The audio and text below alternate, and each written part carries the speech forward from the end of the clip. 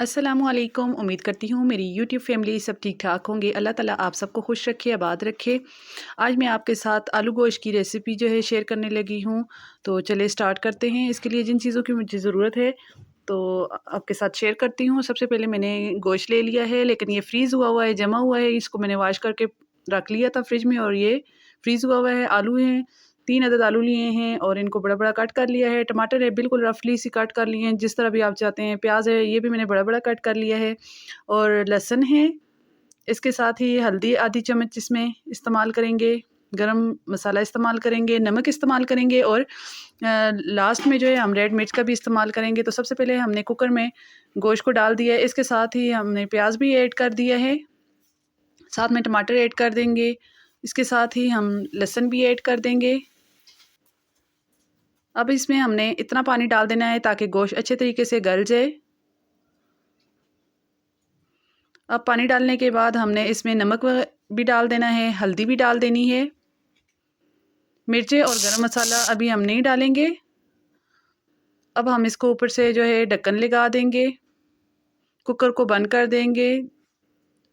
आप अपने आइडिया के मुताबिक जितना भी आपका टाइम लगता है कुकर में गोश्त गलने का, आप उतना टाइम आप कुकर को चला सकते हैं। जैसे ही कुकर में हमें आइडिया हो जाएगा कि गोश्त गल चुका है, मैंने तकरीबन आधा घंटा रखा है और ये आप देख सकते हैं गोश्त ज़बरदस्त जो है गल चुका है। अब हम इसका पानी अलग कर देंगे और ये तमाम चीज़ें जो हैं कुकर में ही रहने देंगे। ये टमाटर और प्याज वगैरह बहुत अच्छे तरीके से गल चुके हैं। अब हम इसमें ऑयल डाल के तकरीबन 1 कप ऑयल डालेंगे और इसको अच्छे तरीके से भून लेंगे। बहुत अच्छे तरीके से हमने भुनाई करने के बाद इसमें आलू ऐड करने होंगे। पहले हमने इसकी बहुत ही अच्छे से भुनाई करनी है। इसमें जो है साथ ही आलू भी डाल देंगे और साथ ही हम इसमें लाल मिर्च भी ऐड कर देंगे।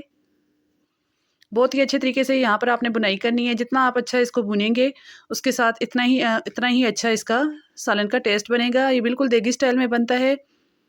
बस बहुत ज़्यादा हम इसमें मसाले भी ऐड नहीं करेंगे और फ्लेवर भी बहुत ही अच्छा और ज़बरदस्त सा तैयार होगा। जब तक मैं गोश्त की बुनाई कर रही हूँ, आप जल्दी से जो है मेरी वीडियो को लाइक कर दें। चैनल पर नए हैं तो सब्सक्राइब करना ना भूलें और वीडियो अच्छी लगती है तो एक अच्छा सा कमेंट कर दिया करें।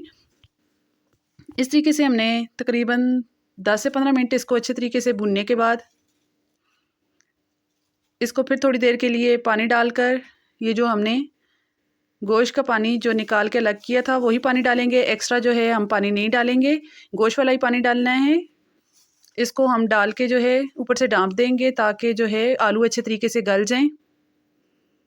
तकरीबन 10 से 15 मिनट के लिए इसको ढाँपेंगे। ये आप देख सकते हैं ज़बरदस्त सा हमारा सालन तैयार हो चुका है। अब लास्ट में हम इसमें गरम मसाला ऐड कर देंगे। अब मैं आपको इसको डिश आउट करके दिखा देती हूँ इसकी फ़ाइनल लुक।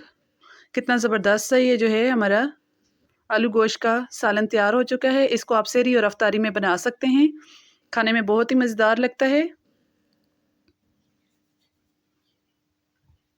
ये आप देख लीजिए इसकी फ़ाइनल लुक। इसी के साथ मैं अब आपसे इजाज़त चाहूँगी। मिलती हूँ नेक्स्ट रेसिपी के साथ। अपनी दुआओं में याद रखिएगा। अल्लाह हाफ़िज़।